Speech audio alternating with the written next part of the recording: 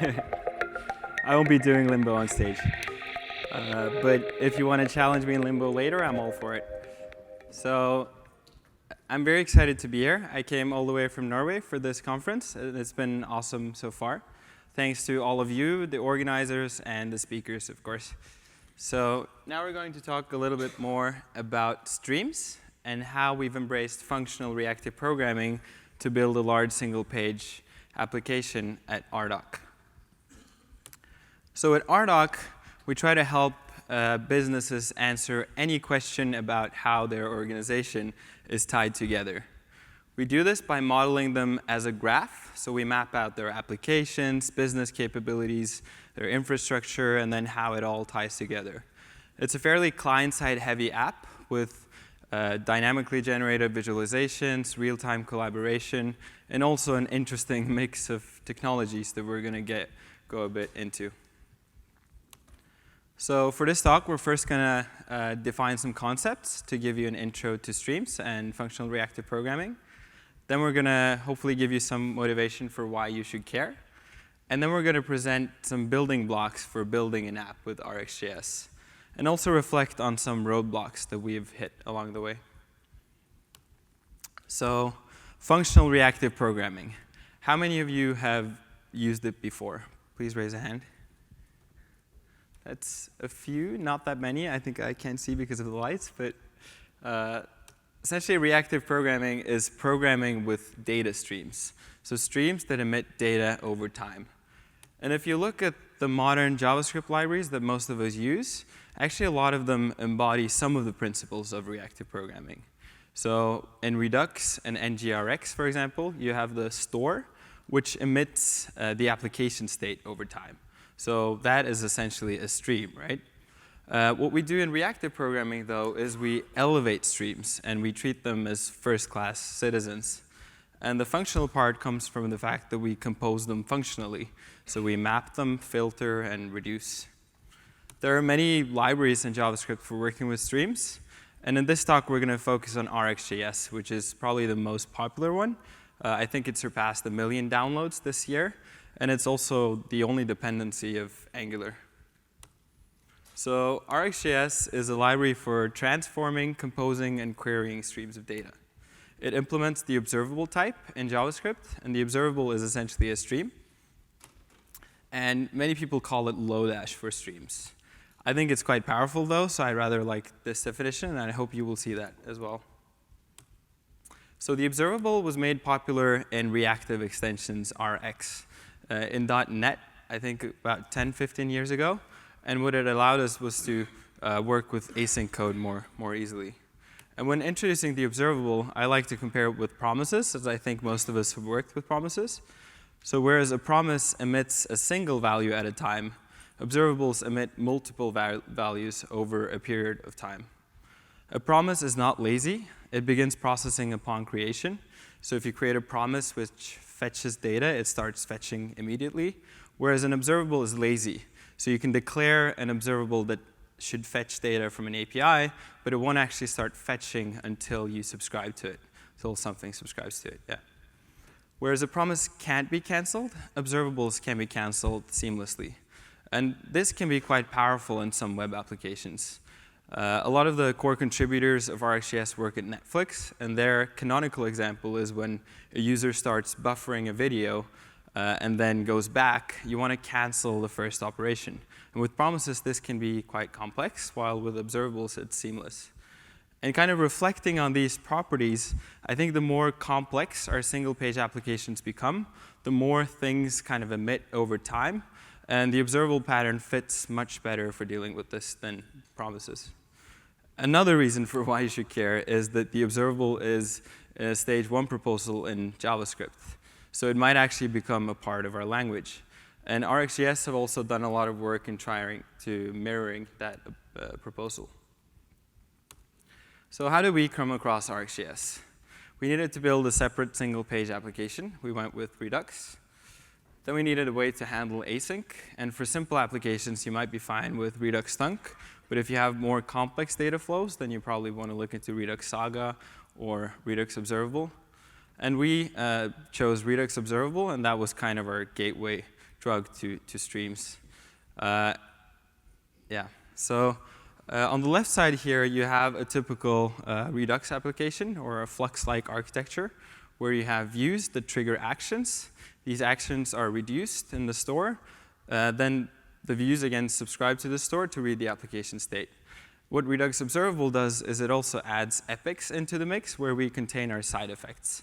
So epics take in actions and can also read the store, and then they emit new actions. And the store and actions are represented as RxJS streams, so you can apply several operators to them and write fairly complex async code seamlessly. And for us, streams really made sense. So for the actions in store, I mean, they emit over time, so representing them as a stream makes sense. But then if you think of your web applications, you also have click events, DOM events, user interaction, everything kind of emits over time. You can also have WebSocket events. And thinking of these as streams kind of liberates you, as it makes it much easier to model complex data flow. And you might even think of everything as a stream eventually. At least for us, that kind of became the case, and this is our mantra when building applications. And while we were super zen, like this dog meditating, thinking about streams, suddenly reality kicked in. And that's that we needed to fix our core app. So we had built a small application on the side with redux-observable and RxJS, but then we had our main application, which I showed earlier. And it was in a quite dire state with vast amounts of technical debt. So as I said, Ardoc is a startup, and for the first 4 years, we were trying to find product market fit. And what that meant was that we needed to add a lot of new features without thinking much about technical debt or dealing with that. And in the JavaScript world, that also meant that we took a lot of shortcuts, introduced a lot of new libraries, and it led to a mix of paradigms that don't mix well together. We had a new colleague join 2 years ago, and he said that our app basically showcased the history of web development. It had a mix of jQuery, Backbone, handlebars, React, Redux, like all the good stuff for the bad stuff. So it's really hard to reason about what was going on. There was also very little separation of concern. So if you kind of change something over here, this other thing broke. And also state was all over the place. And it was really hard to reason about what's going on. And I think that's kind of where Redux, for example, has saved us, is that it allowed us to think easier about our state. And we were not really there. So the plans for the new architecture was first that we have to re-architecture mid-flight. I mean, we're still a startup. We don't have a lot of developers, so we can't simply build a new app on the side. So we need to start decoupling our app. Then we need to be able to reason about our state. And we also need good interop with legacy state and views. So new views need to interop with old state and old views. And RxJS and Redux was introduced. But then we started thinking, do we really need Redux? And it was great for starting from scratch, but it was not really obvious how we introduce it in a legacy app, especially since we had a lot of state all over the place. Simply adding a Redux store would mean that we had another state manager, so it became an even bigger mess. And if you read the Redux documentation, they mention RxJS, and they say it works well together with Redux. But I want to highlight this one paragraph, and that's where they ask, do you really need Redux if you already use Rx? Maybe not. It's not hard to re-implement Redux in Rx. And that's essentially what we did. So we defined these building blocks, which are very similar to a Redux architecture. It's a Flux-like architecture. We have the action stream, which ties everything together. That is subscribed by the state stream, which calculates the application state based on actions. Then we have view streams, which is a layer in between the state and our views, which prepares the state for the views so that the views can be as simple as possible, essentially pure functions of view streams. Finally, we have routines, and that's where we contain our side effects, so similar to epics and redux-observable. And they also allow us to kind of decouple our application. So we're going to jump into each one of these. So the action stream allows any part of the application to communicate. We define it as a subject. So a subject is a type of an observable. Whereas an observable emits data over time, you can also push data to a subject using the .next method. So essentially, it's a publish and subscribe mechanism. And with these 2 lines of code, we can dispatch our first action and launch a rocket at JSConf. However, nothing is handling this action yet. So for that, we introduced routines. Routines handle actions and produce side effects. So here's an example of a routine. It pipes the action stream, and piping essentially means taking a stream, applying a set of operators, and creating a new stream. And what routine should do is it should eventually emit side effects, right? So what we do here is we filter on the launch rocket action. Then we map that to fetching of coordinates, which could be an API call to get the coordinates. And finally, if that fetches successfully, we dispatch an action to proceed. And these are 3 different RxJS operators. Of type is custom. And in the middle, we have switch map. And I purposefully chose switch map instead of flat map to show cancellation. Essentially, what switch map does is if it starts fetching coordinates, and that takes a long time, and then another action is dispatched to launch another rocket, the first one would be canceled. So that's how cancellation can easily be built into streams. So routines allow us to decouple our application, because modules can simply define what they should react to, and our views and other modules can dispatch actions. So it allows us to decouple them. For us, that helped a lot, because we had basically a spaghetti monster. If one service needed to use another, it basically imported it, and then if that needs to use the other one, then you have circular dependencies. And once everything goes over the action stream, it's much easier to build a modular application. And then we hit our first roadblock, and that was dead streams. So what is streamed may die. Essentially, you need to catch your errors with RxJS. So in this example, if we fetch coordinates and that API call fails, then it wouldn't proceed. And that makes sense, as you would expect. However, if you then try to launch a new rocket, it will not fetch coordinates because the stream is dead. And how you circumvent that is by catching errors. So with RxJS, you need to catch errors in order to keep your streams alive.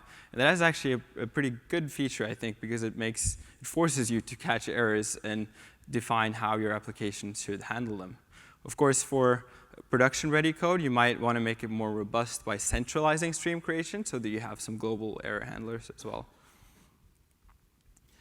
Next, we have state streams. So far, we have actions and routines, but we haven't really done anything to replace Redux. State streams emit the state of our application. And here is an example of a state stream. So the rocket stream pipes the action stream and accumulates state over time. So if you dispatch an action to launch a rocket, it will decrement the fuel of the rocket. And I think for many of you, this probably looks familiar. It's basically a reducer, except it's now modeled as a stream. And now that it's modeled as a stream, we can also do a lot of different things with them that we're going to go into. So one thing is that we can have derived state. So oftentimes in your applications, you have state which depends on base state. For example, we could have refueling cost, which should be calculated using the fuel price, for example. So here we pluck the fuel, then from the rocket stream, then we apply distinct until changed. What that does is it adds memoization. So essentially, it won't emit until the fuel changes. Then we combine it with a fuel price stream. And fuel price could be defined as an API call. So then when something subscribes to this, it would also do an API call to get the latest fuel price. And finally, we map that to the refueling cost. And normally, if you would have memoization in a Redux app, you would have to add a reselect. While with RxJS, you have operators that can support that. Next, we have proxy state. So going back to our requirements, we have a lot of legacy state. And we need good interop with that. What we can do with RxJS is we can create our own stream creators and essentially stream our legacy state. So what we do here is we create an observable from a backbone model, we define so that whenever a backbone model syncs with the server, it also pushes that to an observable. So then in our new application code, we can simply subscribe to these streams, and they won't really know about backbone being under the hood, so that we can then later swap out backbone easily. So the benefits of state streams is that they're quite expressive and powerful, yet easy to reason about. So going back to this slide, we have memoization built in. We combine it with another API as well, and it's just a few lines of code. And once you get used to the paradigm, it's also quite easy to read. Then it has good interop with legacy state using proxy state. And then you also, once you have your state as streams, you unlock the power of RxJS operators. You could add debouncing. You have memoization with distinct until changed. You could add a buffer. And there are many other options as well. Then we hit our next roadblock, and that's cold versus hot.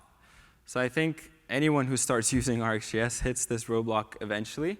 For those of you who are not familiar with cold versus hot, it might also be a bit like ambiguous terms. They didn't make a lot of sense to me the first time I heard them. Essentially what they mean, though, is that observables are cold by default, and they can be made hot. So cold observables basically work in the way that every new subscriber gets its own producer. So imagine there's an observable which models the Fibonacci sequence. The first subscriber will get the whole sequence, and then the second subscriber would also get the whole sequence. And that makes sense for some cases. For example, with API calls as well, if an observable is defined to be an API call, you would expect that every new subscriber would do a new API call. However, for some cases, such as state streams, that's not really efficient, because every new subscriber to the state stream would create a new producer. So if we have 5 subscribers to a state stream, it would recalculate the state every time. So what we can do for state streams is we have hot observables. So essentially what that does is that it shares the producer among all subscribers. So basically, cold versus hot is a very important property of streams that has big implications, and you need to kind of think about this when you define your streams. And for state streams, it's easy. We just make them hot.